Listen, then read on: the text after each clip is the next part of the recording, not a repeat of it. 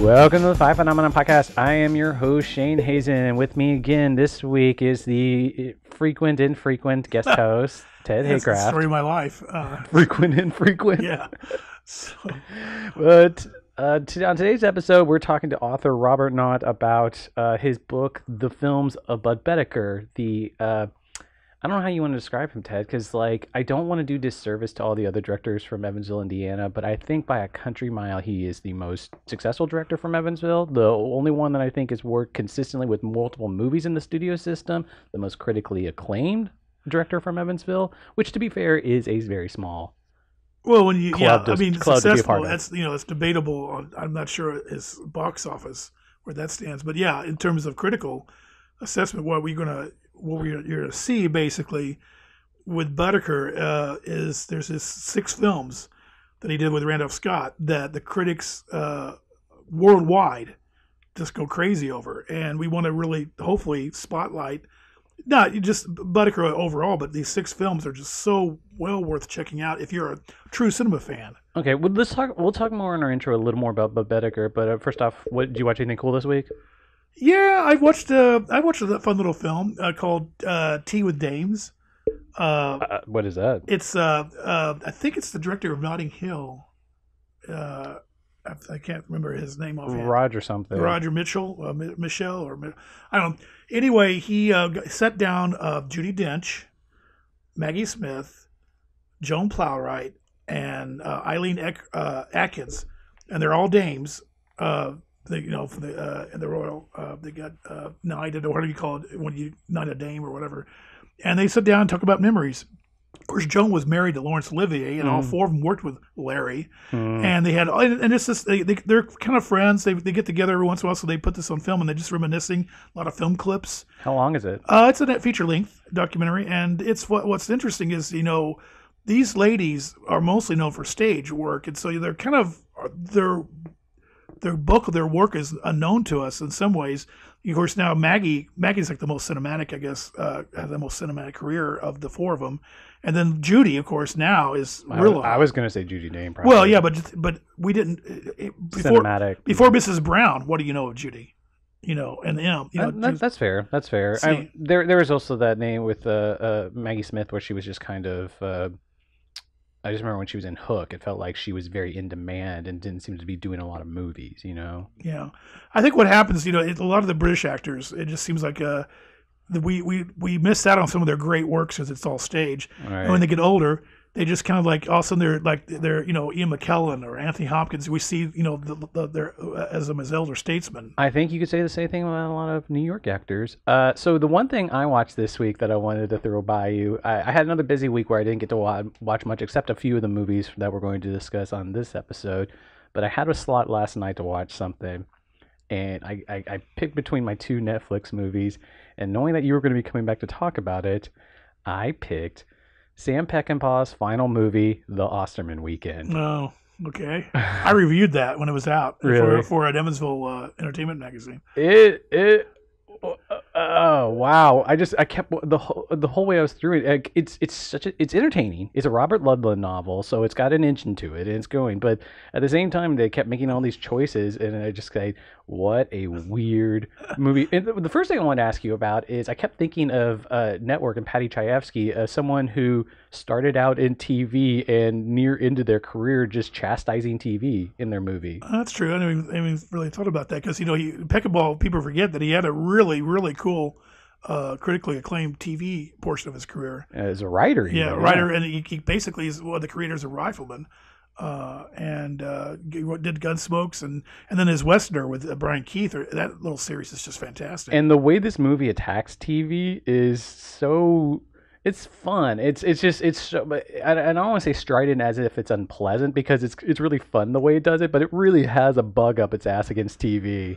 Yeah, I need to revisit that. It's been a long time since I've seen it, but it's we were all a lot of us rushed to it because you said people Ludlam fans were going to it, and then you had this is post is it this post Alien John Hurt Yeah. and then Rutger Hauer's hot off of Blade Runner, and so and then you got they got classic Burt Lancaster showing up in it, so it was kind of a He got such a hell of a cast. yeah. It's they all came for it, but it just ends up kind of being a kind of a mishmash. Well,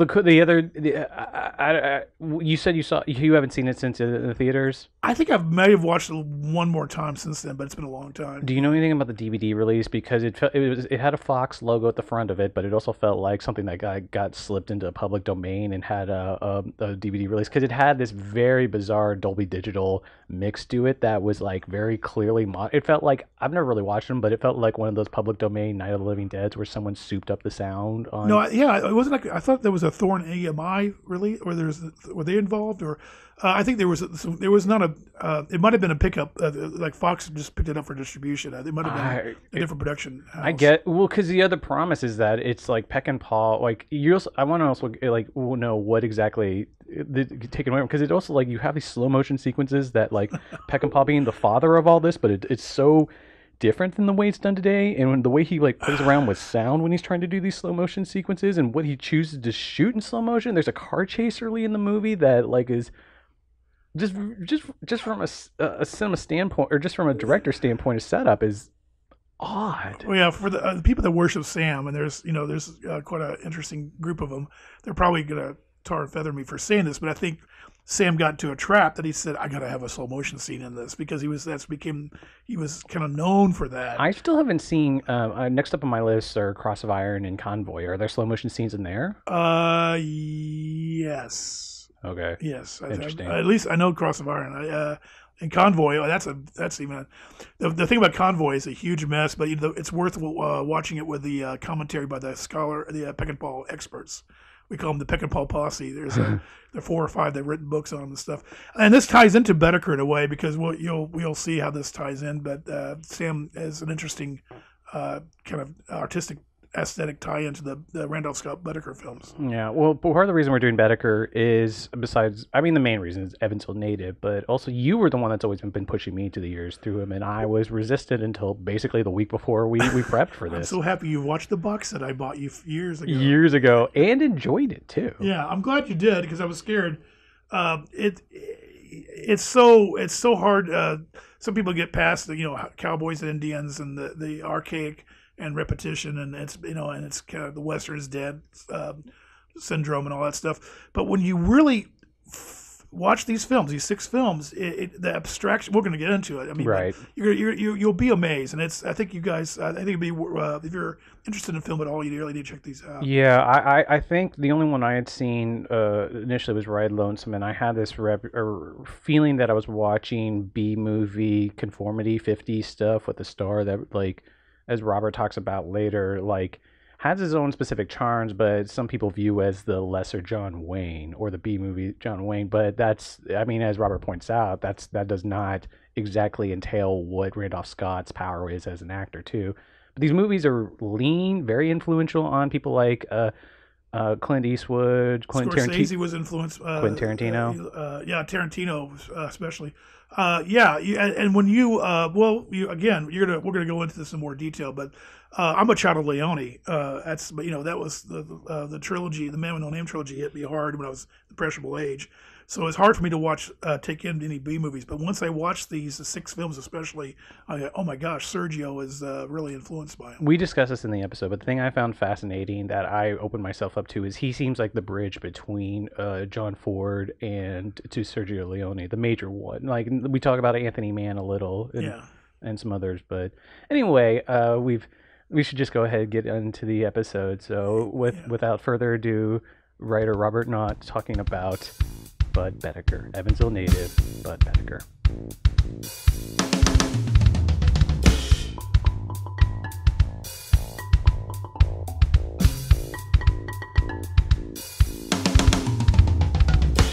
Is Randolph Scott more of your point of expertise? I suppose Randolph Scott is probably the main Western film actor I know the most about, but I've got a soft spot for Audie Murphy, a B-level actor, a World War II hero who I always thought was kind of a dangerous actor and not given very many good movies. So I also really like him, and I like Joel McCrea. I like the B plus guys. I like a lot. I wasn't into the B series movies. I wasn't into Autry or Rogers or Tim Holt or Hopalong, but I like those guys a lot. I think I grew up on a lot of the same movies as Ted. The show you did together where you talked about James Bond. I think the first one I saw was the On Her Majesty's Secret Service, and I thought this is good Bond. Oh no, I don't have anything left to say the rest of this episode. But I didn't know Sean Connery, so it was all new to me. But yeah, so all of that and just hanging out and sleeping in and not changing clothes. How old are you, if I may ask? I'm 60. I'm guessing you're about 10 years ahead of me. Actually, no, I'm 62. Oh, really? 62. Why did I think you were older? Is it because you grew up on different movies than me? I don't know. I guess I just maybe I had a little bit of a head start with my dad going to movies. I don't know. Because I'm thinking I might have saw twice in the theater, possibly. I think when I saw your show with Shane, I kept thinking you were born around 1950, even though you don't look it. You look like my age, like early 60s. So. Yeah, I was November 1958 is my. And I'm December 1960, so yeah, good. Well, the main thing is that I'm a child of Leone. Leone's my god, and so it's taken me. It was a long curve to get to go backwards to westerns. And, I was more like, oh, that's a good joke, Randolph Scott and Mel Brooks, Blazing Saddles. Because I thought, I probably lumped Randolph in with with Autry and, I wasn't really making that much of a difference till I started getting, started becoming a more film fanatic and figuring these things out and the criticism and books. And then I was like, well, what about these Boetticher, Randolph Scott films? There's something going on here. But yeah, it took me a while because, so I'm curious how, if you're close to my age, you seem to got into it much faster, those westerns. Because to me, westerns like they need to be dirty, grimy, peck and pulp, Leone. And so anything other than that, it didn't. It was like, oh, that's old Hollywood crud. I never got your book, the other book yet, the mail. Thank you again for sending that, by the way. But I did order. I do have your hardback of the last of the Western Cowboys. Audie Murphy, Joel McCrea, Randolph Scott. Yes, yeah. So I was looking through that, and you talked about how you grew up watching these guys and watching these westerns. And if we're the close to the same age, I was not doing that, and you were doing that. So I'm curious. Is that true? Is that you were automatic? My dad, Bruce, was born in 1930, and he grew up on westerns. And so when the westerns popped up on TV in metropolitan New York City area, I grew up about an hour north of New York City. They played the Universal, the RKO, the Warner Brothers westerns. My dad loved Errol Flynn, who I think only made about 8 westerns. He loved him in westerns, and so he pretty much got me watching these guys. We didn't get the B series. We didn't get, like I said, we didn't get Roy Rogers, Gene Autry. I didn't see any of their movies till I got out of the military, and I could never catch on to them. It was a little too late. But what I call those B plus guys that were in between Wayne and Cooper and say down to Rogers Autry. I saw a lot of those pictures, and Randolph Scott, Joel McCrea, Audie Murphy, to a much lesser degree, people like Rory Calhoun, Rod Cameron, names that don't really mean anything to anybody today. They would pop up in some of them. But you're saying these are on television or at the theater? They were on television with lots of commercials. And okay. And the Budd Boetticher westerns were on there. Usually on Channel 9, WOR-TV, sometimes WNEW, Channel 5. Where did you grow up, Ted, and what were your local TV stations? There were three networks in Evansville, Indiana, where Bud grew up. See, one reason we're really interested in this is that Bud grew up in Evansville, and it's a really interesting story how we tried to get him to come here about the time you were talking to him, interviewing him in 97. We were probably around that time trying to call and get him to come to Evansville. It would have been, 15, 20 years into him being on the festival circuit post Aruza, I guess. But anyway, I grew up, and the I didn't watch the westerns on there on television like it sounds like you did. Did you have an independent channel? I mean, maybe there was a lot of westerns on an independent channel that you had. Well, yeah, I mean, the channels we had in New York were, aside from ABC, CBS, Oh, the pre-cable, they were like the rural channels, and they loved to play those kind of movies, just like they played Godzilla movies, which I watched. yeah, TV. I mean, I was TV westerns I knew about what little they were still playing when I was growing up, but I think my exposure to the westerns was mainly through my dad at drive-ins and theaters at the time, the new releases, and we didn't seem to watch much westerns at home. So, Robert, I want to ask, did you get to Boetticher through, if not Randolph Scott, specifically through the actors at the time? Was the main impetus before, or when did you first read the name Budd Boetticher or realize the name Budd Boetticher? I saw some of his, watching, I don't know if it's true of YouTube, but watching movies as a kid, as a teen, you didn't always look at the director or writer. You remembered the plot and the actors. And that changes as you get older. So knowing whether Boetticher directed one or not was not really that obvious to me until I saw the tall T playing in a bowling alley in the days when bowling alleys had TVs and they let kids wander into the bar to watch them. There's And I was, that great description of that in your book too. yeah, Yeah. thanks. And it was just that whole sense of this, there's something weird and dark happening here. A little boy just got killed and thrown in a well, 18 minutes into the movie. And these bad guys are holding up a stage line, are going to do terrible things to the human beings there. It's a movie shot in 56. It would be perfect for a remake today because of its violence and its dark edge. Yeah. So using TV Guide as a guide, I started to see, okay, this was directed by, but they still didn't tell you who wrote it, who produced it, and so I just sort of kept my eye out for pictures that were directed by Budd Boetticher.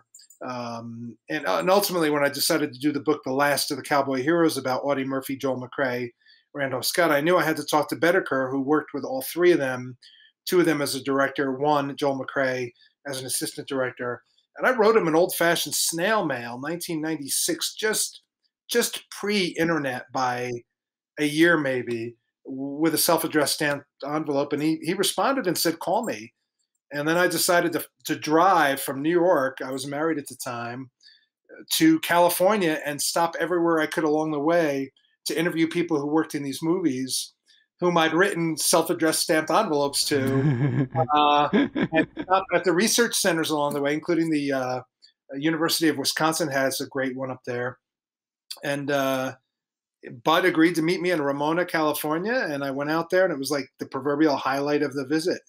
The whole trip, I spent about 4 hours with him on an October 1997 afternoon with him and his wife Mary, and he loved to talk about Randolph Scott and to a lesser degree Audie Murphy and Joel McCrea. One of the themes I loved about the book was you seem very reverent about what he would say, but also you were very clear-eyed about how he's told these stories before, and you understood how he was very printing the legend, to speak, of some of these stories. Like he'd rehearse these stories over and over. I love it. He got good at telling the same stories with some variation, like all of us do. And he worked with a screenwriter named Burt Kennedy, who is not as well known, but Burt wrote, 4 and to some degree uncredited 5 of the Randolph Scotts that Bud shot. And when Burt told me something Bud had told me was not true, I asked Bud, and he said, well, if Burt tells you it's not true, he's telling you the truth. But Burt said, Bud has told the same story so many times, he doesn't know what the truth is anymore, and neither do I. So it just speaks to that sense of like we're allowing people to tell history without really knowing, as historians or journalists, whether it is the truth. I mean, you're doing a podcast. People are going to find this. They're going to see we're talking. But there's stuff out there shot on some, a day, a Friday afternoon in the summer of 56 on some B Western. Nobody wrote it down. It happened or it didn't. And you get enough people on the set to say, yeah, it happened. And Bud had a lot of those it happened stories. And so the journalist in me always had my eyebrows raised like, is this the truth? But I imagine a lot of times it was, and maybe sometimes it's okay that it wasn't. It sounds also just like if he spent the last 20 years of his life on the festival circuit telling these stories, that these stories got very rehearsed. The main reason I wanted to do this podcast on Budd Boetticher, besides the fact that how would you say, Ted? He's like, of directors from Evansville, I think we've only had 2 or 3 that have done a studio movie. Even then, they've only done 1. He's easily the most critically acclaimed director from Evansville. But the reason I want to do it is Bud went to my high school. And if you like, when I decided I wanted to be a director as a teenager. And whenever I looked at the famous alum picture, I don't know if Budd Boetticher's in there. Like, Central also, I went to Central High School, and Evansville, one of the reasons I always like describe Evansville as being a backwards town is that I went to Central High School, and at the time I went to Central High School was north of North High School. North High School has since been moved north of Central High School, but Bud went to Central High School when it was still downtown, and in the 70s it moved to the north side of town, which is when I went to it, and then just a few years ago, North High School moved back north of Central High School, which I guess, yay for the designers of our town, but just This it sounded like a Budd Boetticher story, Shane. Yeah, it's although it does not as well rehearsed and not as well told. Also not as well directed. Bud is the most notable director from Evansville. Just there's a few exceptions, Matt Williams being probably the most notable, but there's a few directors from Evansville. But Bud is the be all end all. No other director from Evansville has been cited by Martin Scorsese, Quentin Tarantino, and Clint Eastwood as a influence. So he would have graduated, I'm guessing 34, right? He was born in 16.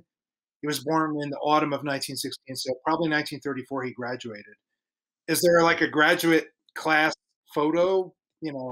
I don't know about that. I watched the documentary on and there was an article about his playing basketball beating a familiar high school in town. I had lunch with my dad earlier today and was asking him about the Boetticher Kellogg hardware store, which would have been on, it's like 3rd or 4th on Main Street, which I guess is where Clayton's is right now. But my dad was also telling me that he remembered Budd Boetticher's parents' corporation was basically the dock in Evansville. It was the port of Evansville, and there was a large white building that he could see from his grandparents' house off the river. And that makes sense. And they wanted Bud to come work in that business, and he didn't want to do that. That's great. You went to that high school. Yeah. Had you seen many of his movies before you reached out to me? Either one of them? Well, Ted would be the instigator for this. I feel really embarrassed to say, Ted and I, before we were talking, went over our history watching. They brought in, we got our timelines wrong, but we thought it would have been 2001 around the time he died. They brought in a print of Ride Lonesome, and I feel really shitty to say, I was in college. I had these grand ideas of experimental ideas of film, and seeing a 50s Western, I had this view of this square, star-bound Western, and we watched, I don't think it was a great print of it, and I had the shittiest viewing of it. And planning to do this, I just wanted to do something on someone great from Evansville. I emailed you before this. I talked about seeing Tall T.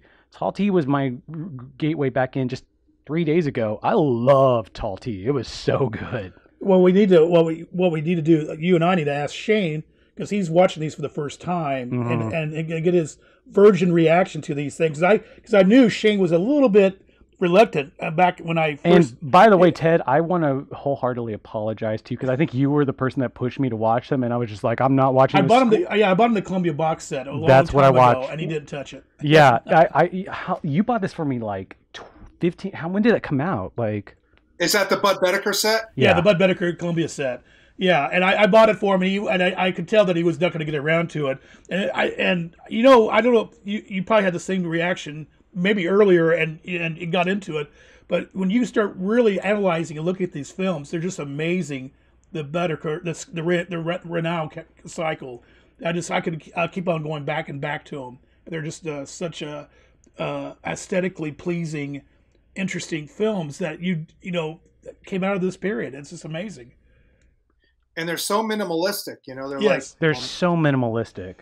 I don't want to say Samuel Beckett in terms of writing, but they're like that Waiting for Godot, just a one tree and one set, and everything that the characters want is so clear. And there were, a series of them that basically the Columbia set, as Ted pointed out, there's 5. They did one for Warner Brothers for John Wayne's company, Bad Jack. The first one's 7 Men from Now, so there's 6. Then Bud directed one with Scott, which had none of the other influences, which is not a particularly good movie, called Westbound for Warner Brothers. So there's 7. But really, that Westbound's the one that's in Breathless, isn't it? By the way.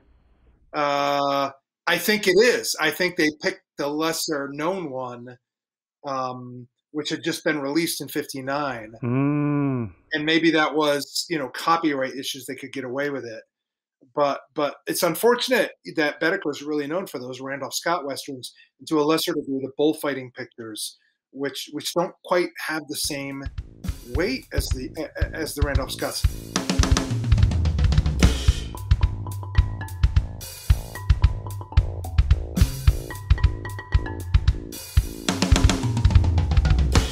So Shane, did you watch them all, or which ones did you see or not see? I watched all of them except Ride Lonesome. I tried to get Ride Lonesome in today and couldn't fit it in, which was the first one I'd seen. I wanted to rewatch it to see if I'm almost positive I have to have a revitalized viewing of it, but yeah, I like them all. Well, I thought it was a very telltale sign, and I don't know if I told Shane back when Scorsese did his documentary, A Personal Journey Through American Film. He does that tall T clip, and he's talking and he shows the clip where they pull up in the stagecoach, the kids in the well, and even then Scorsese, that really caught my attention too. I don't know with the timing when I saw that and then when I got into him, but that was like, oh wow, and tall T's my favorite. You know which one I had a really interesting reaction to was one I feel like you were saying was kind of a mess in the book, was Decision at Sundown. And Decision at Sundown is interesting, but wow, what an ending. You have an ending where your big star has a drunk tantrum to end the movie. It's an offbeat story about a man coming back to a town to get revenge against another man who seduced the first man's wife, who then killed herself. And it's so studio bound, but Randolph Scott, never an actor of great emotional projection, it basically goes crazy at the end of the picture and screams at everybody and says, this is a mess of a life we all have, and rides out of town. Right. It doesn't have the weight of the others to me because Burt Kennedy didn't direct it, and it's set on the back lot of Columbia, whereas they often went out into Lone Pine or Old Tucson and brought the expanse of the West with them in these pictures. That makes sense. They did feel very I was very conscious of this idea. This is the birth of TV westerns. I mean, like I saw also that he later directed the pilot for Maverick, so that made sense. Yeah. And he got into TV and then left it quickly. He wasn't real interested in TV. But that's an offbeat misfire that I still quite like. Did you watch Comanche Station? I did. I watched that this morning, actually. Yeah, which is an interesting story of a man looking for his wife who's been taken by the Comanches and trying to save a woman who's been taken by the Comanches, as a really sort of poignant, powerful ending. You had an exchange in the book that I found interesting about that, where there were the sequences where the Comanches were surrounding Randolph Scott, and you said, or someone posed Boetticher that, is this not a bullfighter being surrounded in the middle of a ring? Right, because the bullfighter, Boetticher went to Mexico after you get out of your high school, imagine 20 years old and you're getting ready to fight bulls in Mexico in the late 30s, and he fell in love with it. And a lot of people like to project representation in his movies of the bullfighter in the Westerns. There's absolutely some truth to it. When you go back and look at Ride Lonesome, and I'm sure Ted knows this, the final scene is set in a clearing with trees surrounding it like an arena. But, Bud would say, no, I mean, Randolph Scott's surrounded by Comanches. He's in trouble. Has nothing to do with the bullfighting. To some degree, I think there was truth to that, and to some degree, probably not. But they're all pretty good pictures. Did you see 7 Men from Now, the first one, which Warner's released? No, that is actually probably the next one on the list. Ted watched that just 2 days ago. For the second, third, fourth time. The blueprint is right there, right off the bat, of course, with 7 Men from Now. Right. It sets up the style and the theme of the rest. It's amazing that they made, let's throw away Westbound. They made 6 of these in roughly 4 years from 55 to 59, released in 56 to 60. And people kept coming back to watch them, and then they've got this reputation after all these years. There's actually a new Randolph Scott Blu-ray collection coming out, which includes a couple of the Boettichers, but not all of them. There's going to be better prints of them. One is Buchanan Rides Alone, which is such a weird one-off. Did either of you see that? I watched that one. Oh, yeah. I watched that one. You know, where Scott is a mercenary who rides into this border town in California, nothing to do with the rest of the movies. And pretty much everybody just shoots everybody like crazy. That'd be another good one for a remake. And that ties into some of the Leone stuff, Ted, where like guy coming in and there's two warring factions in a town. He kind of sets them against each other, but it's got a more of a dark comic edge to it. It's not as renowned as the others, but I quite like the movie. It's just kind of a fun, goofy. Well, the funniest thing is when you watch them in order, like I was doing through the box set, there's, you know, the first two have the bizarre, I guess I hate to do the modern reading, but the problematic characters names in one of them, and then you get to Buchanan and the Randolph Scott is defending the Mexican, and the whole point is defending the other side of the border too.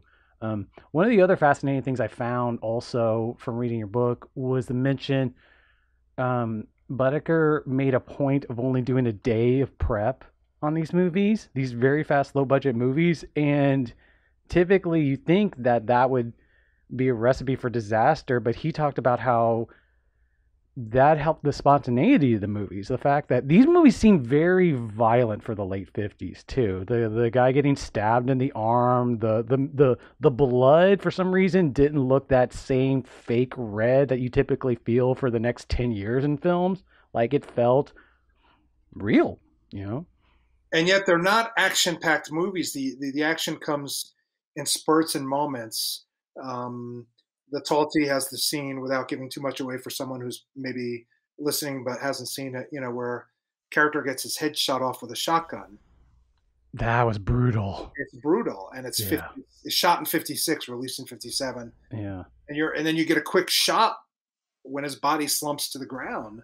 It doesn't look fake, ish, I guess. I don't know. Like I don't know. It didn't seem like they were hiding it. You know what I mean? Yeah, that's a good way to put it. And there's scenes like that in all the movies. Somebody getting it in the back. A character found in a river with an arrow in the back. A man hanging, looking like he's being hanged when the rope drops, and they let the guy actually hang for 3 seconds. So there's this sort of stark violence that they could still get away with as the studio system, the old-fashioned studio system where they signed everybody to 7 years, was falling apart in the 50s. And coming into that new light of the 60s and 70s with independent film that we probably all love and grew up with, but still get away with a little bit of that exciting independence as the old-fashioned studio system was falling apart. They were shooting out in Lone Pine. Who paid attention? We'll get this done in 12 days. Leave us alone. 400, 500 grand, imagine. I do love that story. It was in the documentary, the Eastwood produced documentary, where he's talking to Lucian Ballard, the cinematographer of Wild Bunch and The Killing, amongst others. And he's talking about, Boetticher's talking about how proud he feels about, I've gone through this.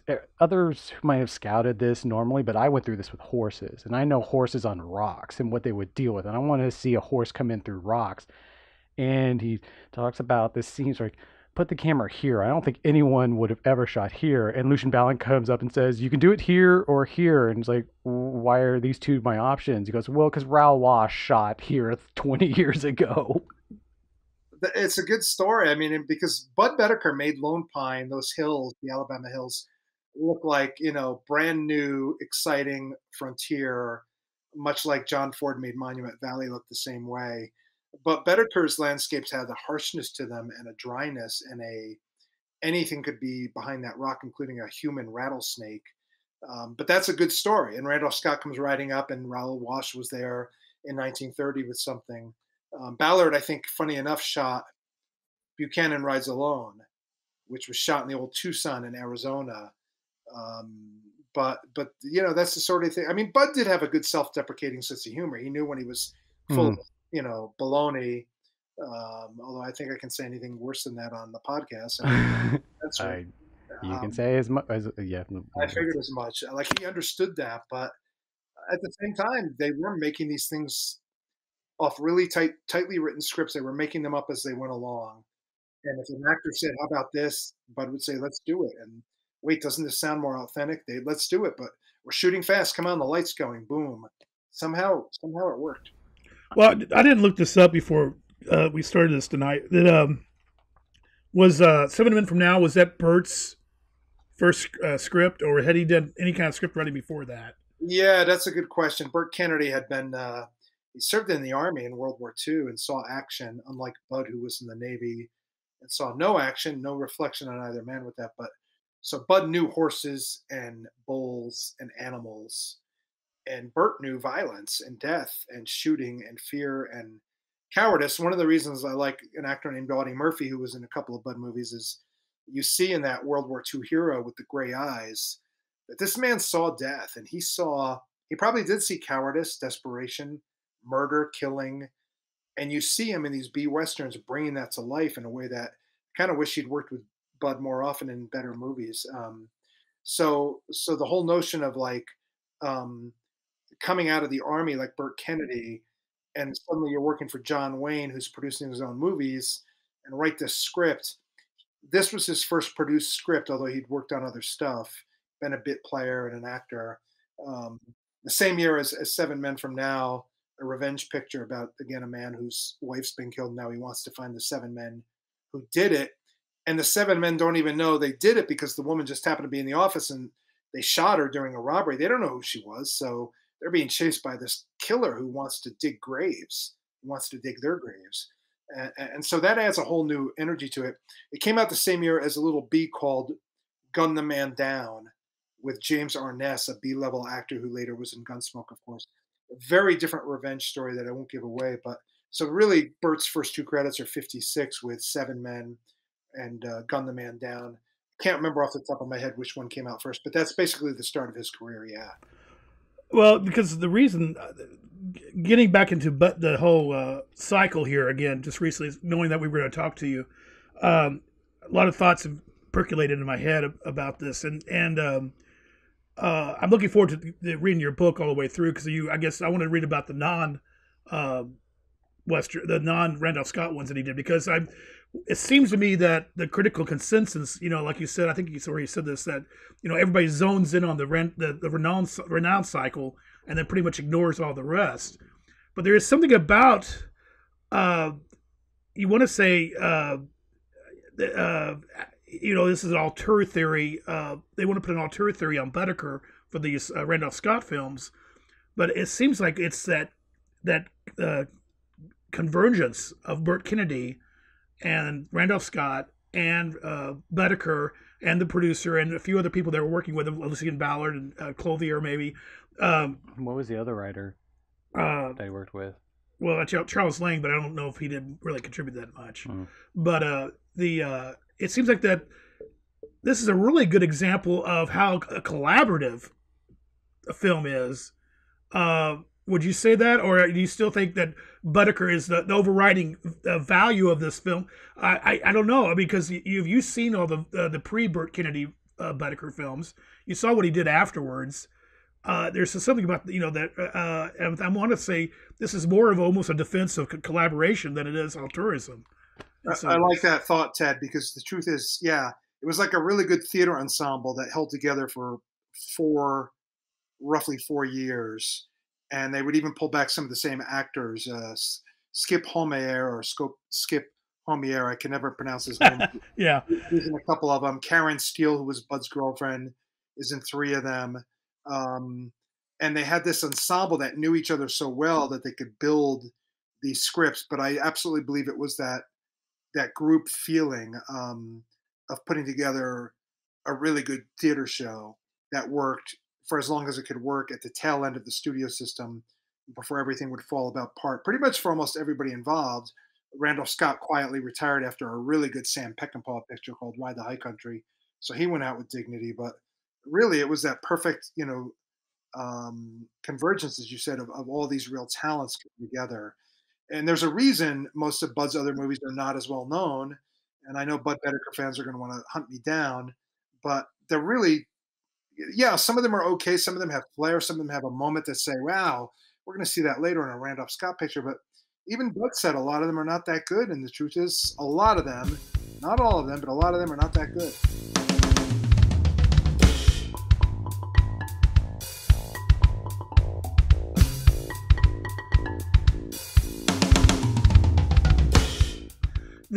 And the dialogue that some of the lines and the whole terseness of it, the sparseness.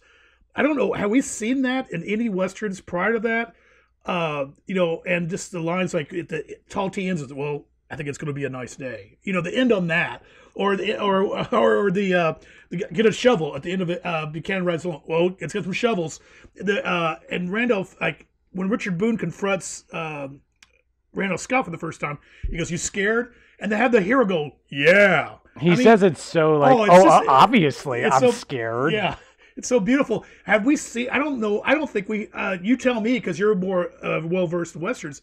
Had we seen that kind of writing in westerns prior to this cycle? I do have a quote from Taylor Hackfield in the documentary where he says that Boetticher introduced the sympathetic bad man into the western. But yeah, I mean, do you agree with that? That the writing, had we seen that? Well, I mean, throwing it back at you, who probably has a better. I mean, go back and look at the John Ford westerns, mostly with John Wayne, or the Anthony Manns with James Stewart, and do they resonate the same way with the dialogue?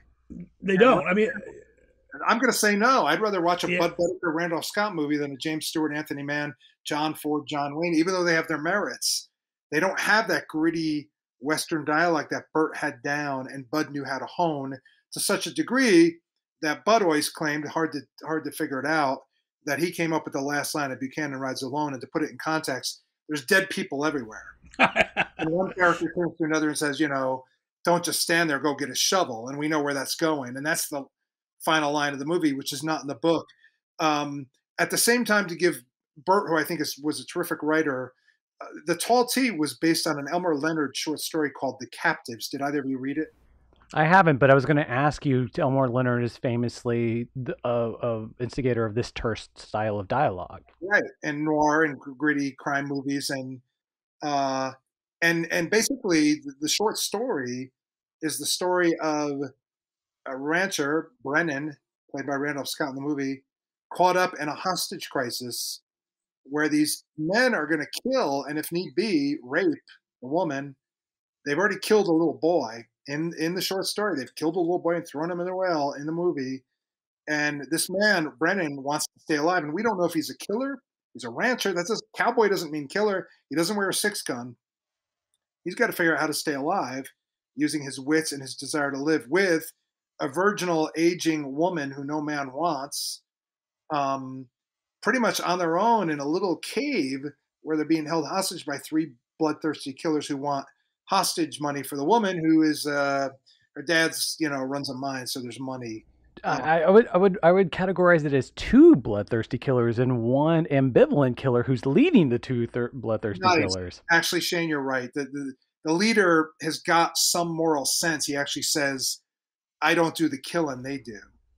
It's that whole sense of a man letting others kill for him. So you're right. You're right about that. One of the things that structurally won me over about the movie more than anything else was that this movie, I was very wary of Randolph Scott smiling, doing this very 50s friendly acting. Some actors always smile as deference. And for the first 20 minutes of the movie, I had no idea what was happening with this movie. And it took 20 minutes for conflict to even come into the movie. And when it came in, it became very clear how simple and through-minded this movie was going to be about its conflict and direct. It was a very simple-minded movie, but it still was direct to the point and intense. And I think if there's something that hurts the movie, it's the 20 minutes, which are not in the short story. The short story picks up with Brennan's on the stage, but they needed to make an 80-minute movie for the B Western. So buying the kid the candy. Yeah, cycle. So they've got 20 minutes, so it deceives you. It deceives you into saying, what the hell is this movie about? So I would worry about a young audience watching this movie today, unlike the others, and giving up on it 15 minutes in. But the minute they get to the stagecoach line, I will give you Well, structurally that bought me to the movie, but I mean, I was committed 20 minutes in. So that's funny that you said that because we were the professor at the university where we were going to try to bring Bud in and show and have him give a talk and show movies. We had to take out some videotapes to show him some Bud movies, Bud Boetticher, Randolph Scott movies. We had these VHS like SLP mode tapes of them because at the time there was really crappy versions out on VHS, and we start showing him the tall T, and the reaction in that first 20, like they're about ready to turn off, to that twist comes. But for me, I mean, I knew, of course, by then I knew, of course, it was coming, and I love that of the film. I know you said you almost wish you'd cut it off, or it deceives the audience. But that's one thing I think is so unique about that film. It's like do. We're having a happy little western here, and then bam, it hits you hard. I'm not sure how much Randolph Scott smiles after that point. And it's I'm trying to think. I was talking to Todd Fox, my close friend, who also really got me going into the Boetticher films because I had the Horizons West book early on, and I kind of ignored it, and he borrowed it from me, and he kept going, what's this Boetticher stuff in here? And then we started investigating it once Todd got into it, and I was taping some stuff off cable, but watching I was talking to Todd the other night, what the evolution of us getting into Boetticher, what other film does that twist, the harsh twist? And the only one we could think of was the Dusk Till Dawn, where you're watching Clooney. Perfect. Perfect analogy. Yeah. And that's the only other film. I don't know of anyone that does such a harsh turn. I mean, I typically will bring up Something Wild or Full Metal Jacket, but those are two movies that just twist halfway through the movie, they basically structure themselves as two different movies in the middle of the movie, but nothing that like switches like that, where it's like, by the way, this movie is completely different than what you expected, and it's going to get really intense because of it. Yeah. But anyway, yeah. I wanted to go back. Were you done talking about the Leonard book and Bert's adaptation of that? I'm making it up as I go along, so I have no idea.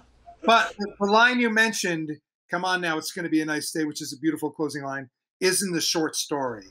Okay. So, yeah. But it's a great, for people who haven't seen the movie, we're still not giving too much away. After all this violence, a character to say, "Come on, it's going to be a nice day," and you know what I'm talking about.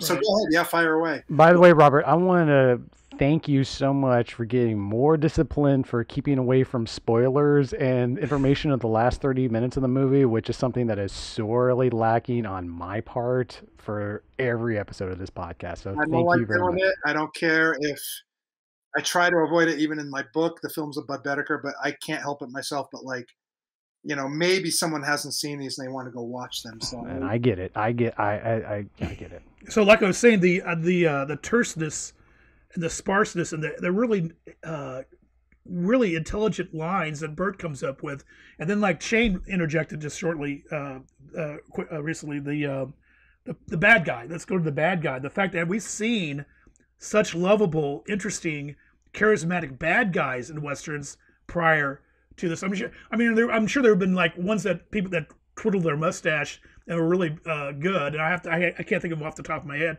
because they're so bad you like them. But in this one, they're just like mirror images, distorted mirror images of Randolph Scott.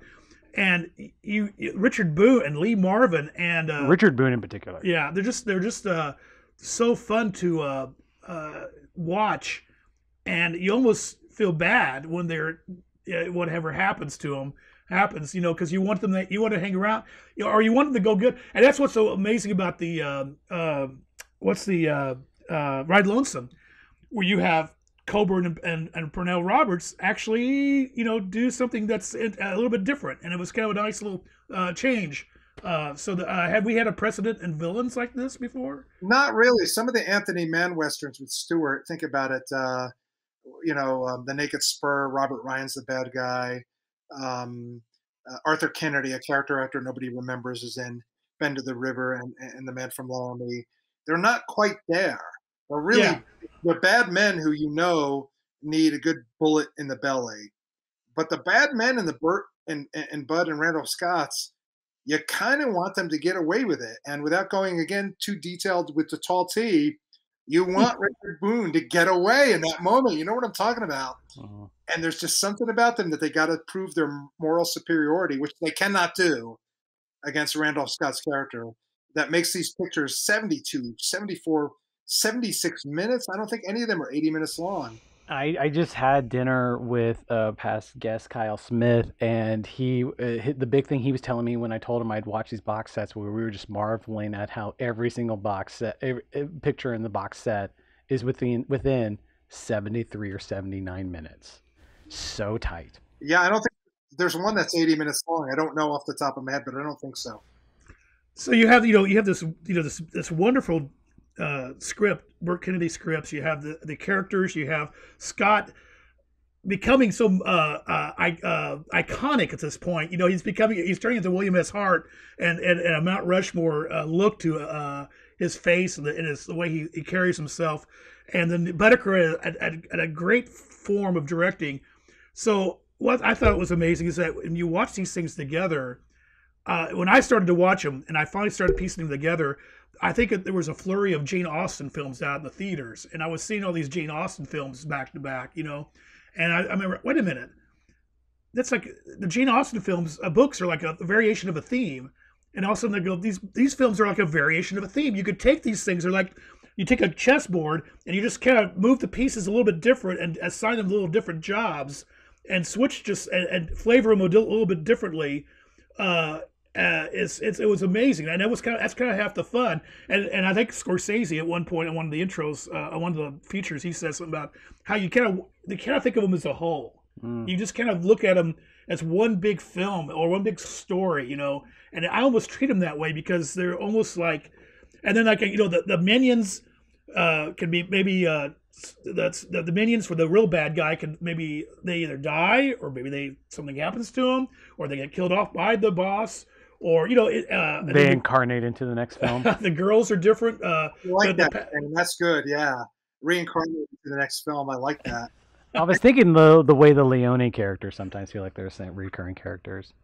Yeah, well, yeah. I want to get to Leone at some point here. I don't know if this is a good point at this point, but I love, and of course, Robert, I'm sure Bud might even told you this himself to you personally, where he met Sergio, and Sergio came running and goes, Bud, I stole everything from you. And when I started watching these films, and I am obsessive of Leone.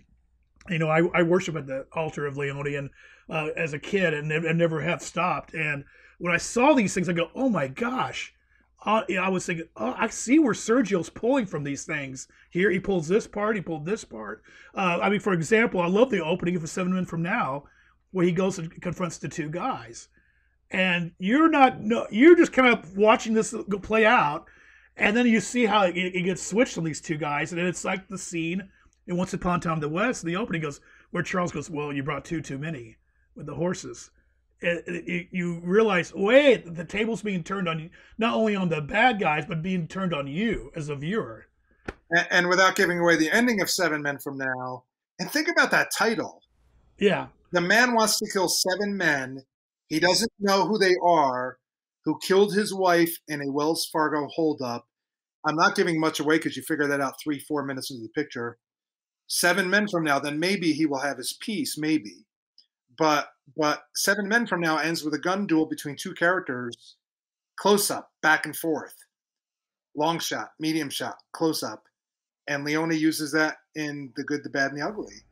Oh yeah, and you can see where they borrowed more from Boetticher than Anthony Mann, who preceded Boetticher, or in my view, John Ford, who had a real sense of the expanse of the West. I just think the Boetticher pictures, I think there's a better chance of getting a 20-year-old to watch one of them and say, I get this, than an Anthony Mann or John Ford. And that's just semantics, and I'll probably get in trouble for that. Yeah. Well, is that an interest of yours of seeing because I feel bad for doing this literally like 4 days ago rediscovery of Boetticher, but one of the fascinating things I found going into the Eastwood documentary was all the Quentin Tarantino antecedents, like the fact that the Bud character is named in Kill Bill, and you could start telling Whoa there, Audie Murphy from Once Upon a Time in Hollywood, and just Yeah. Well, I mean, what you just said is Shane's an example of this. I'm not the 20-year-old anymore. Well, Ted. I know you're, but you not feel that. 20-year-olds to me. I- But I'm sure I you're do. a young man. Everyone's a young man to you, Ted. So, but Shane, how old are you? I am going to turn 40 in a few months. So But- I'm halfway to your point. But Robert, on the way over here, I was still kind of ambivalent about. I wonder if Shane really liked these films or not. And to your point, when I was 20, I was a shitty scoffler about, like, I don't want to watch this 50s conformist. Randolph Scott. Yeah. Randolph Scott, the B version of John Wayne. Think of anything he made before 1955. There's a few interesting pictures in there. But suddenly the guy's in his late 50s and he hits on something. And suddenly, I just thought about this today. I was just writing, like, Randolph Scott, this reserved, born in Virginia, raised in North Carolina, 1898, served in World War I as a forward observer. Not an easy job when you're trying to pinpoint how to land the artillery and the German snipers are trying to kill you. The man says almost nothing about himself in interviews. The man is reserved. He's not particularly funny. He's got some light comic edge here and there.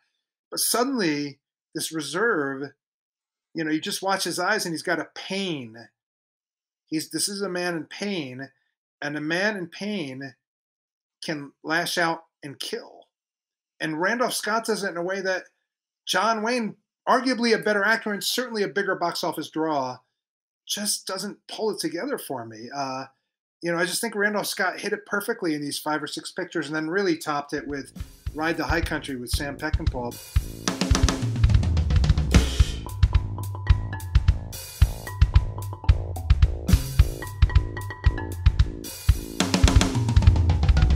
You mentioned Ride the High Country. I think that was a gateway movie. I watched Ride the High Country with about 6 months ago. Well, it's interesting going that because I was about Ride the High Country to me is like the coda.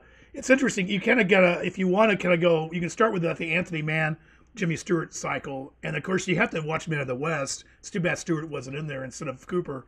Oh man, are we in agreement? We are in agreement. That's perfect. But you kind of watch this cycle, and you kind of like you get kind of into the psychotic, intense Western arena that Anthony kind of brought and Jimmy brought to it, and then as they end, Boetticher and Burt Kennedy and Randolph Scott pick up the baton, and they run with it, and it's even better, and it's even more sparse and more intense and wonderful and aesthetically pleasing in some ways. I kind of agree. I kind of like the sparseness, and Anthony Mann's got the big giant landscapes, and then when they end their cycle, Sam comes along. And Sam puts a little coda, puts a little dot to the whole thing, and says, and then Sam's like the gateway, as using the word gateway, Shane, from that period of Western to the modern period of Western. That's going to, the Major Dundee and Wild Bunch, and everybody else does after that. But it's kind of like the switching film, One of my favorite stories in the intro for your book is the Peckinpah Boetticher exchange that ends your intro, where like. Do you want to talk about this, Robert? Well, Boetticher and Peckinpah overlapped with the same lover in Mexico.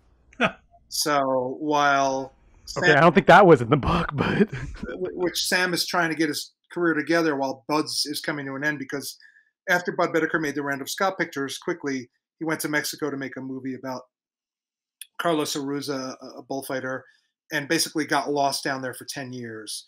Mental asylum, jail, broke, lost his career. Nobody knew who the hell he was, and nobody wanted him back. But he and Sam knew each other and probably had that respect that one imagines Hemingway and Fitzgerald had back in the 20s and 30s, with a rising star and a fading, former star overlapping. And, Sam, saying to Bud, nobody's ever heard of me. Nobody knows my movies, but they know your movies. They've seen them and they know them. And it was interesting because by that point, Sam, look at his stuff in the 60s. You're talking Ride the High Country, 62, Major Dundee, which Ted mentioned, 65. Finally, The Wild Bunch, 69. So basically a decade with 3, there's another one in there, 4 Sam Peckinpah movies. And Bud by that time, knocked off 20 pictures in the 50s. the times have changed. So, Peckinpah does pick up the baton, and so does to some degree Leone. I think. Don't you agree, Ted? Oh yeah, yeah. And I don't think Sam could have done the Wild Bunch without Sergio's success. I don't know if we would have had the Wild Bunch, Right.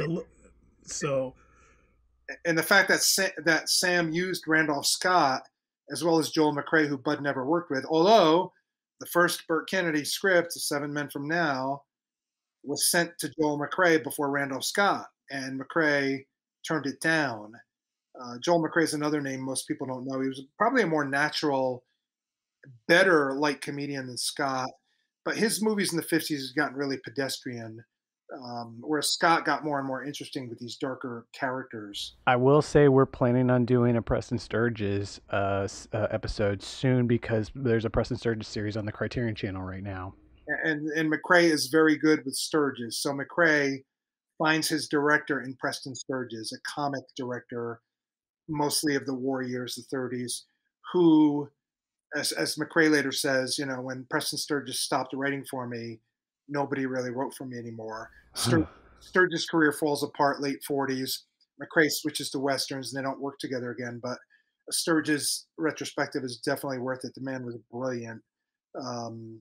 And so McCrea found his director in Sturges, but the two of them, studio system, etc., they pretty much separated by 45. So, he didn't have that Anthony Mann that Stewart had. He didn't have Hitchcock. And another side note, real quickly, those were the days when an actor's reputation could be made on a director. Humphrey Bogart, I like. Humphrey Bogart is John Huston and Howard Hawks and Michael Curtiz.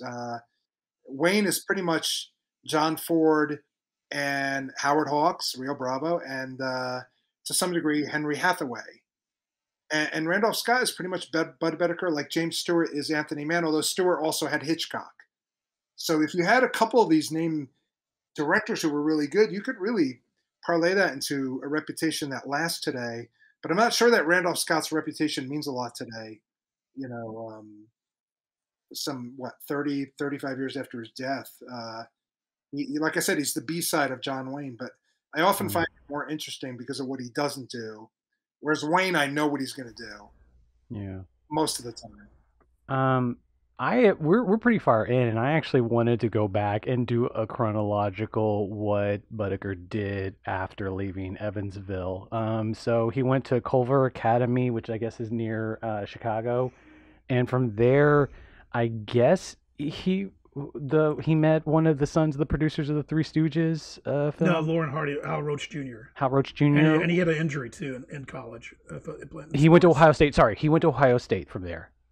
Right, and then he took a road trip in the days when people did this to Mexico with a friend who I think is Tom Joye, Joye. If I'm getting it wrong, forgive me. I haven't looked at my own book in a while. And it was a lark, and he falls in love with an older woman who runs a bunch of bordellos, and she takes him to bullfighting, and he writes about it in his autobiography, When in Disgrace. The love of watching this life and death struggle between a man and a bull. We all know the bulls get the wrong end of the stick most of the time here. Although they did, kill men and they did gore them. They gored Boetticher, and he wants to be a bullfighter. So he becomes an American bullfighter in Mexico in the late 30s before World War II. He gets gored in the ass, which, he's proud to show off to anybody who wants to see. He'll drop his pants. I love that detail in your book, by the way.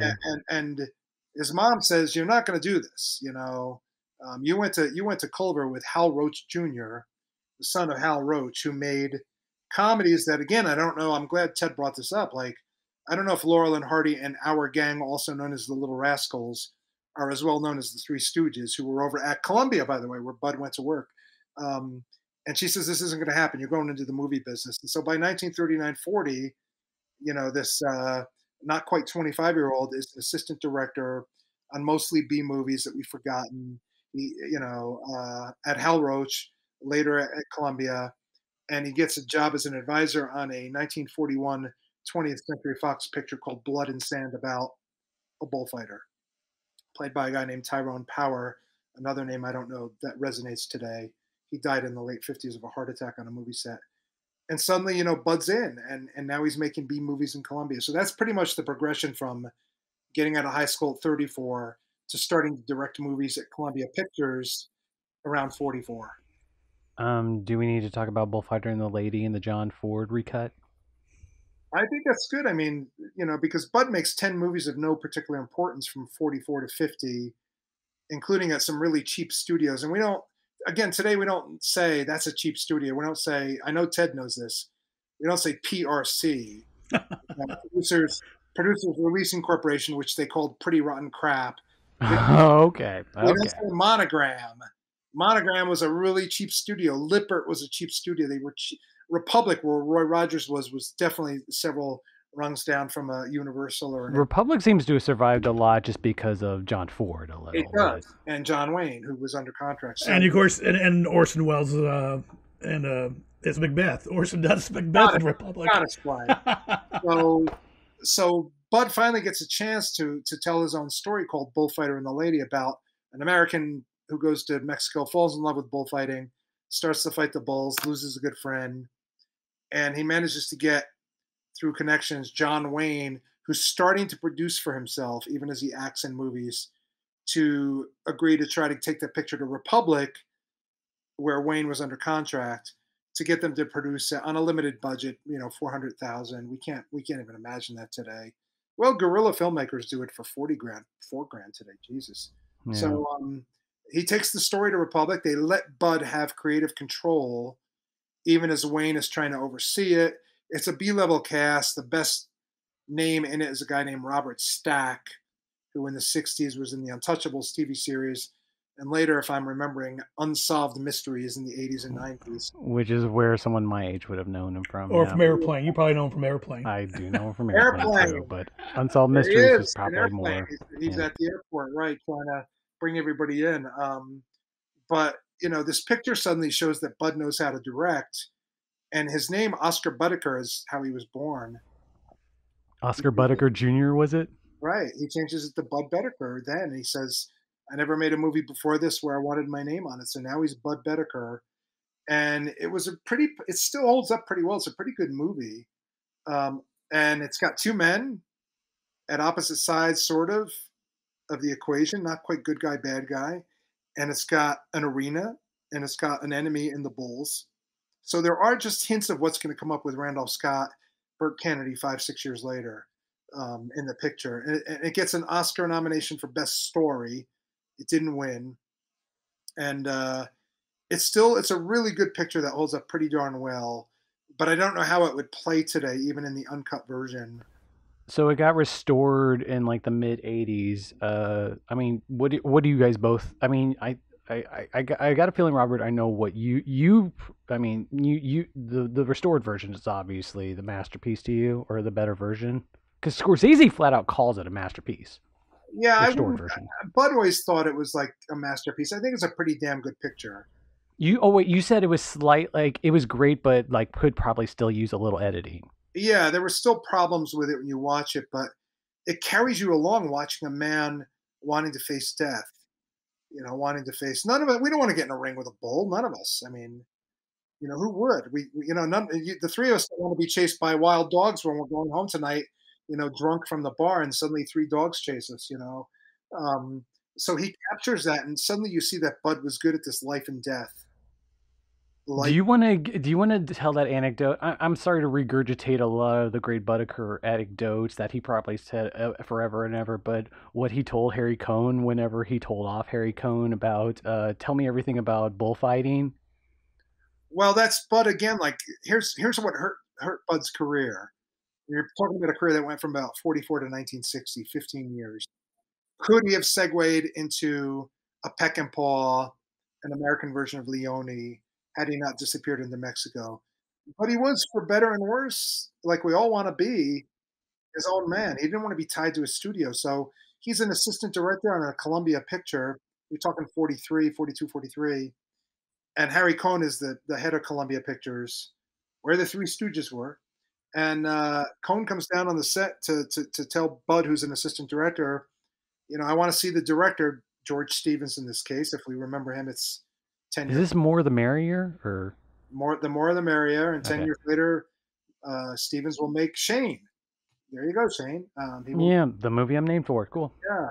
So, and you know, Bud tries to explain to Cohn, who was a tough guy, look, Mr. Cohn, and you know, Cohn says something like, "Listen, you son of a bitch. When I tell you to do something, go do it." And Bud just says, "You know, you listen, you son of a bitch. I'm not gonna do anything you tell me to do. I've been knocked down by bulls. I've been chased by bulls. You can't do anything but fire me. So go f yourself, pretty much." And he knows he's fired when Cohn calls him up in the office later in the day. But Cohn likes it. He likes that energy. He says, "Okay, you're going to be this gutsy guy. I'm going to make you a director." And he gives him some B movies, none of which are too memorable to make between 44 and 45 before Bud goes into the Navy. But he had that aura of, you know, go fuck yourself. And to some degree, he fucked himself because he didn't get work anymore in the 60s. Because of that, he became Randolph Scott, sort of like, I got a job to do, get out of my way, and I don't care what happens to you. And what happened was he disappeared into Mexico, could never redeem himself. I suspect he lived a pretty happy life up to his death in 2001. I suspect he said, "I'm my own man," and we can't always do that. That's why we like westerns. You know, we think they're their own men, but they're actors playing these parts. Bud was pretty much it.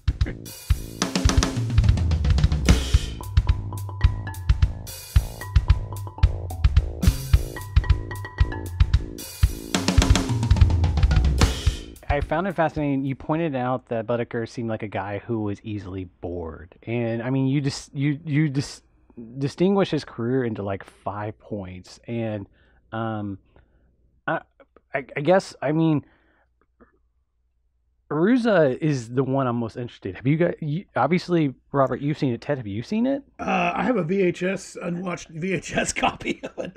I may have to go in to see. But before we get to Aruza, Okay. let's go back into the other Matador film. Have you seen?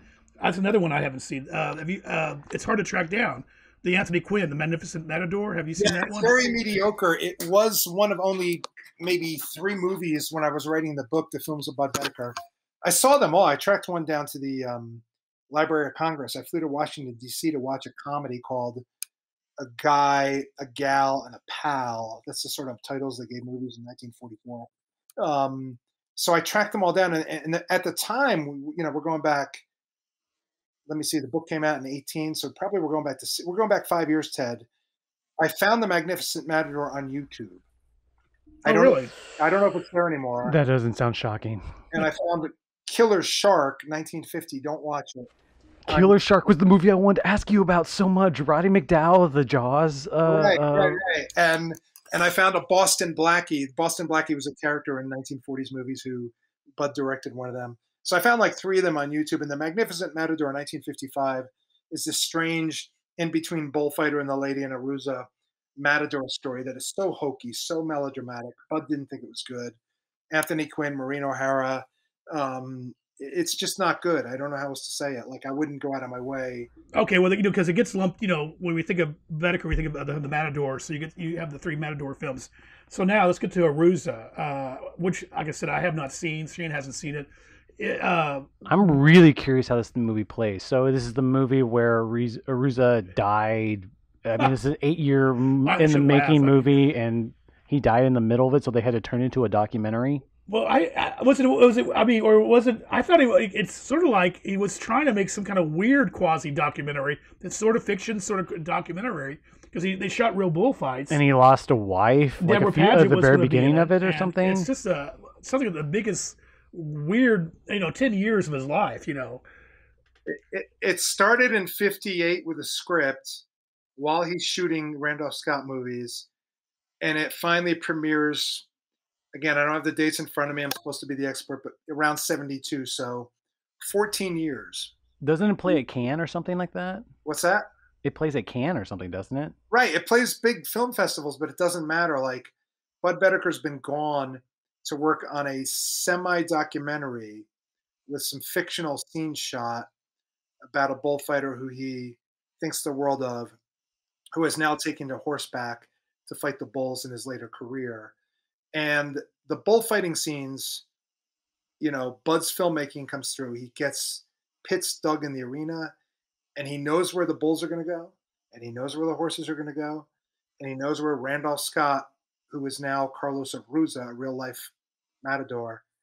Kind of knows where they're going to go, but he's ready for the improvisation that came out of all those movies making him with Burt Kennedy. Only he doesn't have that Burt Kennedy script. And those bullfighting scenes are fantastic, but then they're offset by scenes of Aruza's wife aging. The kids are aging from 5 and 6 to like 15 and 16. Aruza's killed in a car accident in 66. Bud's almost Less done laughter. He's got to shoot around that. To his credit, he didn't give up on the movie. And to his credit, the movie is pretty visually stimulating. But ... a documentary / semi-documentary shot in an old style by a guy who left Hollywood roughly 61. As the studio system's falling apart, comes back 10 years later, couldn't possibly restore his career. And there was really not much after that. But is it worth watching? Sure, especially if you like the Randolph Scott movies. I have behind me. I have a VHS, some footage from Orson Welles shooting a bullfight too. It just seems like bullfights. You mentioned Hemingway earlier, like seemed to engulf a few filmmakers in the '60s, and Boetticher would have been in high position to have done a fictionalized version of it. But I mean, that's rough. I mean, just 8 years for a filmmaker to. Is it really? Is it just? It's always framed that this is the movie that destroyed him, but was it also the fact just Randolph Scott retired, like, and he went off on a different track at that point? Yeah, like the teamwork that Ted talked about. Burt Kennedy is writing these scripts. He wants to direct, and he stumbles a little bit, but he does direct. Randolph Scott, born in 1898, he's ready by 1960. The guy invested like perfectly. He was a multi-millionaire. He was a $50 million millionaire, which, we may not think that's much today. I do. I could go for $50 here on my 2-bedroom Santa Fe. If each of you send me $10 in the mail, I'll be happy. So, and it's tax-free. By the way, if you want to send $10 in the mail to both of us, we'll be equally as happy. Let's do it that way. And wait a minute, then we break even and we waste. Wait a minute, this isn't working out like I pictured it. That's right. I'll double cross it, crisscross. Okay. Scott, he's ready to quit. He's done. The studio system's over. Burt Kennedy wants to direct, and Bud wants to go do this picture. And that's Bud's career, like a few years at Columbia, a couple of years at Monogram. He does one at Republic. He signs with Universal. We didn't have to talk about that much, but he makes 9 movies at Universal in the early 50s, including one with Audie Murphy, a couple with Rock Hudson, Robert Ryan, Van Heflin, Glenn Ford. It was impressive to do one with Glenn Ford. Yeah. Yeah, I watched. Speaking of which, I did watch the Wing of the. I got the recent Blu-ray release of Wings of the Hawk, and watched it in preparation for tonight. And yeah, it's just like, okay, it's just average. Van Heflin, Julie Adams, and the only thing I thought, do you recall, is I thought there was one moment I thought, okay, this is a nice little tidbit where they shoot they shoot the peasants in the village, and then Boetticher chooses to shoot through a gate, and you see the bodies fall. I think he shoots it through the basement window. Yes, basement window, and it's got a gate of in the window. Yeah, one of the characters watches his mom get shot. Right, and I think, okay, that kind of came alive right there. But for the most part, it's your typical romance, typical writing, typical stock characterization, and it just stands such in contrast to what Burt pulled out with those guys when they did the cycle, the Scott cycle. Yeah, the Universal 9 of them, they should probably come out in a DVD set, but a couple of them are definitely well above average. A couple are below, but that's it. He was a studio director in the days when guys it was mostly men. They made 4 movies a year. They were lined up. You're going to shoot a Western today. You're going to do a war movie. Abbott and Costello are on the lot. You're going to do an Abbott and Costello movie. And they did it. And a lot of those guys didn't really make names for themselves. I often wonder if Bud had not hooked up with John Wayne and Burt Kennedy, whether he would have made that name. What would have become of him as soon as 55, 56 had he not made those films? Because those Universal movies, they do have flashes of originality, humor, good action scenes. I think there's a lot of good action in that picture. But they don't stand out as having depth. Yes, I agree. I have a Red Ball Express in my stack to watch here shortly. I'll have to plow through that with Jeff Chandler. Yeah. Let me touch on that real fast. It's about the only movie Bud made about an ensemble. It's an Army Corps. They got a job to do. And he later said, I didn't like it. His movies are about a guy or two Hmm. guys trying to get a job done. And I think he did that very, very well. So in that one ensemble movie, I'd be curious what you think of it, World War II picture. He sort of loses track because he's got too many guys to follow. One of the reoccurring things I noticed in the movies I watched was it felt like, I mean, granted, I was watching very limited amount of movies with Randolph Scott, but it seemed like there was a speech of a man's got to do fill in the blank.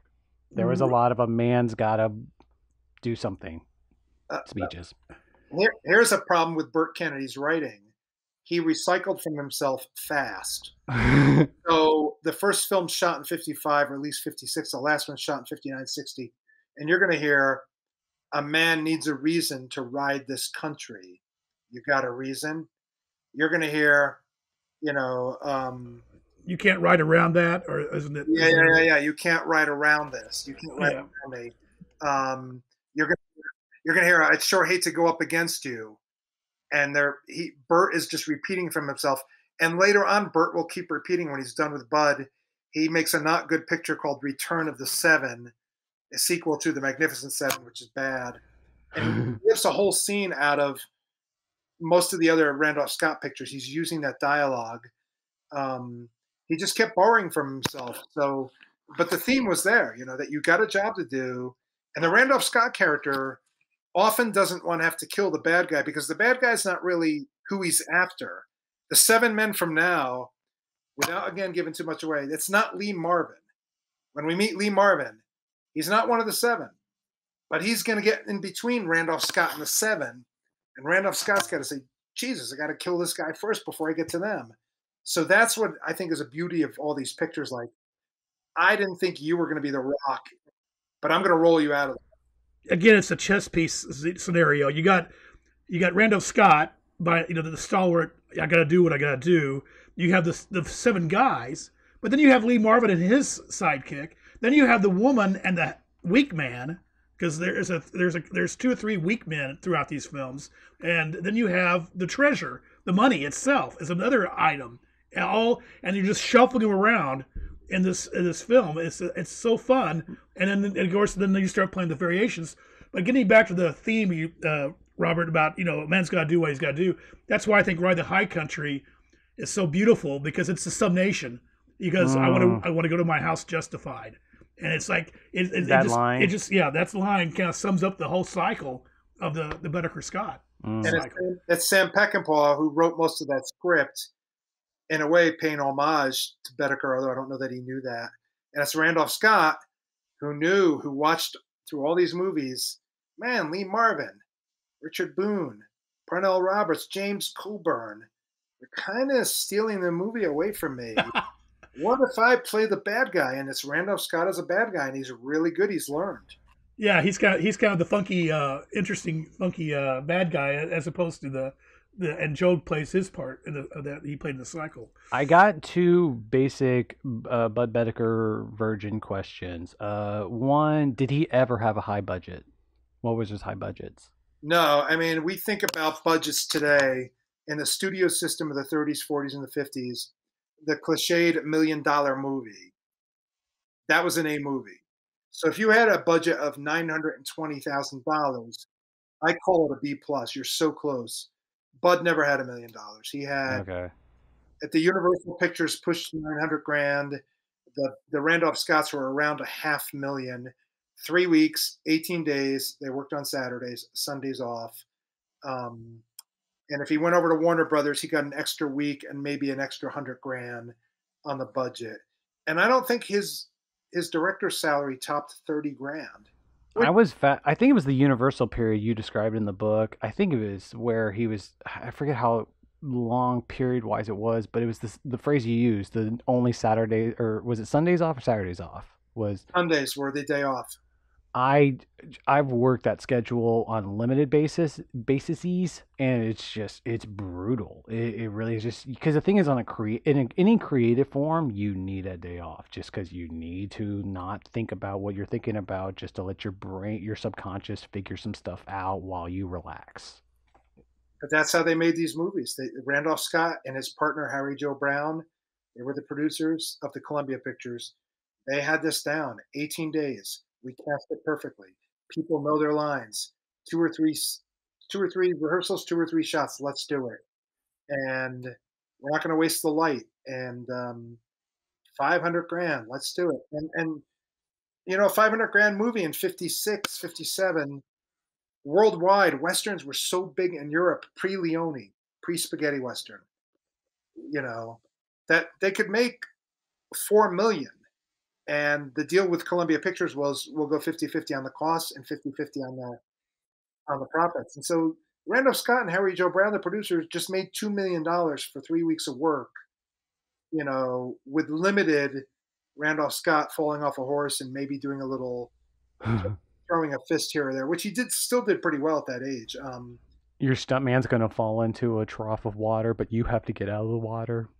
Yeah, but you see a shot, you haven't watched Ride Lonesome yet, where Randolph Scott at 61 jumps a wall with a horse, and Bud talked him into doing it. And you watch it and you're like, that's Randolph Scott. He's a good horseman, but I'm 60. I don't want to be on a horse. I don't, my dog's going to come attack me in a minute. Like, I can't handle that stuff. My bones are brittle. It's even worse than that. I saw that when I was 20, just scoffed at it, and now at 40, I'm going to rewatch it. I want to get an email from you after you watch it. Send me an email. Okay, yeah. I'm thinking about rewatching it tonight.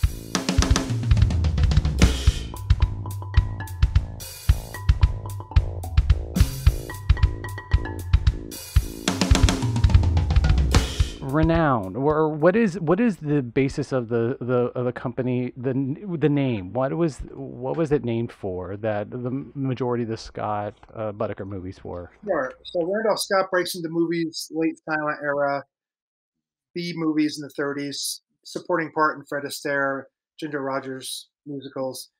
Starts to become like a star about World War II. Realizes a lot of his non-westerns aren't that hot. He switches totally to Western around 46, 47, when the Western movie's still hot.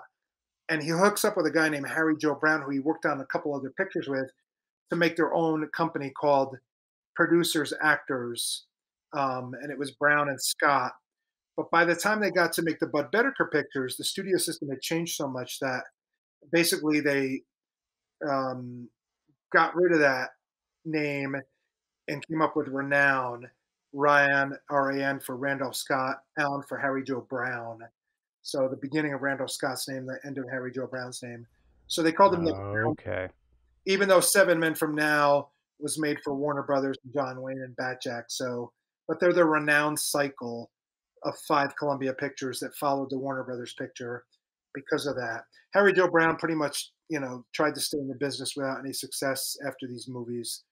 But he was pretty much done by the end of the 60s. Okay, was it Buchanan Rise Alone wasn't in the cycle, or one of the things on the box set wasn't on the cycle that I watched? They're on the cycle. I mean, they don't have the name. It became a shortcut for all of them. Okay. They don't. They would not. They don't all have. Only 2 of them have that that title. Right. Oh, okay. Right. Ted is right. Of the 5 Columbias, 2 were called Renown, but film historians in the 60s who started falling in love with Boetticher, Scott, Kennedy, started calling them the Ranown Cycle, and they remain that way. Okay. Yeah, I would. It looks like by piecing this together that we have Andrew Sarris as the one that started kind of the ball rolling. I'm glad you brought it. Andrew Sarris was the big issue I wanted to bring up. With the Yes All Tourism, his book, his article, and then his book that followed it, and that's what's interesting. This is just a real personal side note, Robert. You might find this interesting or not. Are you familiar with a book called A Pictorial History of Westerns by Michael Parkinson and Clyde Jevons? Yes, but I don't have it in my own collection. I'm looking at all my movie books in front of me, but I know it. Yeah, I had that book it was one of those goes straight to the discount bin. It has no retail price on it, and copyright 72. And I remember having that in grade school. And I just laugh at myself, and I just shake You had my that head. in grade school? In grade school. Wow. I had this book in grade school because there was a chapter on spaghetti westerns. And I was just so, obsessive about these Leone films. I mean, I had to the extent that I even had I think I said this in the other podcast. I had a lady make a poncho for my G.I. Joe. So the G.I. Joe could wear a poncho. Like, I thought I would no name. That's how crazy I was. And so this book, it was like one of the few things I came across that had talked about Sergio and those movies. I looked at, as I got older and dug it up and looked at it, it's like the whole Ranown Cycle stuff is in this book and the critical take on it. And I was totally, had a blind eye to it for a long time until I got that the Jim Kitz's book. And then when the Jim Kitz's book came in, that kind of started the whole, where I'm at now with the cycle. Horizons West is the book, named after a Boetticher movie that's average, a little better than average, but made it universal. Yeah, didn't somebody say it was a great title, not weak film or something? But go ahead, what were you going to say? The rediscovery of Boetticher starts as he comes back from Mexico, 69, 70. He's making a really low-budget movie with Audie Murphy called A Time for Dying, which is of interest if you like Boetticher, but not really otherwise. And really, because I was really curious about this movie. Well, I just watched it for the first time. What do you think? You're right. It is there. I just found out there's a really nice remastered copy out there on DVD from Film Movement. Right. I'm gonna have to get that. I watched the really crappy DVD-R. This is a forgotten Don Siegel movie, or no? This is the one that Boetticher did after he got back, and he did it with Audie Murphy. Audie had money problems. What's the one that Don Siegel took over for? Two Mules for Sister Sarah. Well, that's a whole different enchilada. How is that? Well, Robert, you want to tackle that one? Two Mules is the word adequate is kind. It's Clint Eastwood, Shirley MacLaine, gunman in Mexico, prostitute, but she's not really a prostitute. She's a nun. I can't remember. Boetticher came up with the story, was trying to regain his stature at Universal, but they bought him out and gave it to Don Siegel, and Bud hated the movie, and nobody really likes the movie. It's okay. It's a mishmash. Yeah, and it's watchable. You got more. What's so bizarre is like when you look at it, you go a Boetticher story, Morricone soundtrack, Don Siegel directing, Clint Eastwood in it. What could go wrong? I mean, but it doesn't. The credits are more interesting than the actual product. Now, of course, originally that was supposed to be Elizabeth Taylor, because on Where Eagles Dare, he's hanging out with Richard Burton, and they're supposed to do a film together, and then Elizabeth drops out, and Shirley MacLaine takes over in that part.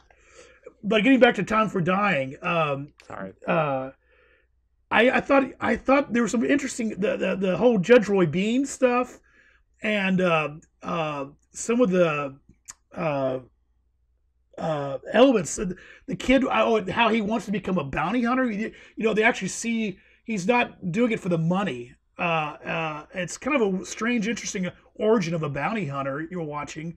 The whole randomness of the killers that he encounters at the beginning of the film that come back at the end of the film, Billy Pilgrim or whatever his name is, and some of the staging. But then again, the budget is just, and the music just really kills it. The soundtrack is just one of those where it really makes a mincemeat of the over aesthetics of the film. And most of the actors are not up to the Randolph Scott ensemble. Yes. Audie Murphy has a nice cameo as an aging Jesse James. It's a nice little cameo, but it doesn't even look like Jesse James at all. The way we know how he maybe Black Killer. I don't know. Maybe I don't know. It was a weird. I just thought it was kind of a strange outfit and Jesse being in Arizona, or I don't know how far west that the James gang got. Right. Yeah. Yeah, but by that time, Bud's career is over. But the rediscovery of his movies as Randolph Scott movies is coming back into the light. And now they're on TV. And then Bud starts playing the film festival circuit, from, I don't know, the 70s, certainly by the 80s. Through the 80s, the 90s, until his death. Yeah, it's a pretty good gig, because that's what killed us from not. We figured maybe he would. I don't know if he would cut us a budget break, because he's coming to his hometown, and he still had relatives alive. There was I was gonna say, do you know if he ever came back to visit Evansville? Well, not that I know of, but he had an aunt I think it was an aunt, still alive, and we were actually going to bring her to the Ride Lonesome showing, but she wasn't feeling too well. Well, We when I was doing the research on the hardware store supposedly had river damage in 1941, the Main Street one, but the building kept going forever. It was basically the Evansville docks all the way through the 60s. So I don't know how long. Or Oscar Boetticher died in like Santa Monica, didn't he? His Bud's parents both died in the 50s. So by then, I Okay. imagine it had been turned over to Bud was adopted. Somebody else took it over, and what happened to it after then, I don't know. Okay. But so Ted, did you try to get Bud, and was the price too high? Yeah, like I was saying, we just this is a college state university, and it didn't have the we actually tried a fundraiser, but it was just his cost was too high for us. And the professor talked to him on the phone. Of course, the sad thing is he gave me Bud's phone number, and I could have called Bud. And You never told me that part. I have it. It's in my address book, and I could have called Bud and Do you talked want to to him. call Bud Boetticher's dead voicemail right now? So, unfortunately, I did not take advantage of the phone number. I don't know if I would have he would have received me or not, Robert. I don't. A guy calling him out of the cold blue, a fan. But yeah, it was mainly if he was getting that kind of good scratch from doing those gigs, the festival gigs. That's probably I can see why he could really have a nice living going from festival to festival and talk to talk and lectures Yeah, and stuff. and he was a great talker. He was a great presenter. He was a great actor, and he was honest about his movies. He knew which ones were not good. He knew which ones were good, and he loved talking about them, and that was a good sign. Yeah, the that aspect of them, like you said, the stories, what is the truth and what isn't. It's kind of interesting because in one aspect it's refreshing. You seem to be like getting the look behind the scenes that you don't get. You John Ford or Clint or some of these guys are so they don't want to reveal their cards. That you can just see them not wanting to reveal it. Where Buzz just like throwing them out there, and then but then but you have to take it with a grain of salt. That's the problem because you don't know if some of them just sound good. They sound too good to be true in some ways. Yeah, I'm not gonna give away Ride Lonesome, but he loved to tell a story about changing the ending to Ride Lonesome on the set with a day to go. But you read the final script, which was in their hands when they started the movie, and it's exactly what's there. And when you watch the movie, you say, "Why?" Makes no sense that he would have changed it, but he told the story, which we can talk about offline sometimes about how he changed the final scene of the movie, but he really didn't. And in reading the scripts, like Comanche Station script, which is the last of the series, you see how much Bud added to it because there's a scene where Randolph Scott and Claude Akins playing the bad guy, um, are trying to outrun some Comanches, and it's written where they jump in the rocks with a couple rifles and they shoot them down. But you watch the movie play out, and Randolph Scott falls off his horse and he's fighting one of the Comanches, and uh, another Comanche aims an arrow, and Randolph Scott turns the other Comanche towards him, and the Comanche gets the arrow in the back, and then Randolph Scott takes his saddle and throws it at a guy, and you're like, none of that's in the script. So that was Bud saying, "Come on, we can do better than this. We're out here in Lone Pine. Let's, Jesus Christ, come on, let's start coming up with ideas, guys. How can we make the scene better?" So he was capable of doing that, but I think he was also capable of taking credit away from Burt or saying, "Well, I made the ending this way." But in fact, a lot of them are written exactly as Burt wrote them. I got two things I want to wind down on. One's the observation of at the end of the Eastwood documentary of him, that sequence at the very end of the documentary with him with two canes, showing off these kids getting off buses and him directing the kids. Him showing like, here's where I want the camera at. Him telling the kids, don't look at the camera, walk this way. And then after they walk their way, by the way, we're going to get the reverse angle on the other end of that. To go that late in life to that near death, to basically being like, I need to pictorially divide the visual day to day of my life, is fascinating for a man.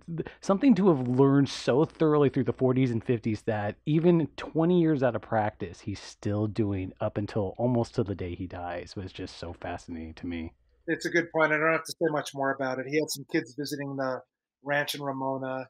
And he was about 85 for the documentary. A Man Can Do That is the name of the documentary. It's based on a sentence from Seven Men from Now. And he still had it. The director and him was like, I'm going to direct these kids. even though it wasn't his movie. The last question I have for both you two, actually, is both of you two, is a pretty generic one I've had. Is just the basic hypothetical. If all things would have worked out, what would have happened? If Boetticher had continued the momentum after the end of the Scott movies, if he had stayed into the 60s and 70s, what kind of movies do you think he would have made? Would he have just stayed a contemporary of Leone and Peckinpah? Or would he have gone Anthony Mann's journey? What would have happened? Well, I mean, I think revisiting these again, I come to the conclusion that it was such a convergence, a magical convergence, and I don't know if Bud, even with bigger budgets, if he hadn't gone down, if he had tried to continue and work his way up, I don't know, unless he had a great scripts and great people around him. But that's the thing about Hollywood. Hollywood is always going to provide you with a great writer if you are in demand. If everyone suddenly assumes you are the person, like if someone provided him with another really in demand writer. I mean these are hypotheticals, obviously, but I think when you look at the American film directors who came out of World War II on Bud's level, and they're all sort of B plus segue into A guys. John Sturges, does the name mean anything? The Magnificent. Yeah. The Great Escape. Phil Carlson, B noirs, right? Yes. William Castle, making horror pictures like House on Haunted Hill. These were the guys that came out of Bud's era, and most of them staggered by the end of the 60s. They worked. Phil Carlson made Matt Helm movies with Dean Martin. Sturges' career started to fall apart about the mid to late 60s, but he worked. Joe Kidd, I mean, I'm hoping, I'm thinking that Clint okay, I can get Sturges and we can get that Sturges magic again, but it didn't really. No, and he worked. He did a Wayne movie. It's a cop movie, McHugh. Yeah. Yeah. So they all they had their height by the end of the 50s, maybe into the early 60s. Even Anthony Mann, who died at 1965, 1967. So we don't know what his career would have been, but he got into those big epics, and then most of them had a good 10, 15, 20-year run. I bet Bud would have gotten some good movies, probably gone into TV, and if he wanted to keep working, he probably wouldn't have made much of interest after 1970, but he probably would have done, I'm not being funny, I grew up on these, Charlie's Angels, Starsky and Hutch, Mannix, Cannon. He would have done these TV shows, what was the Robert Blake one? Beretta.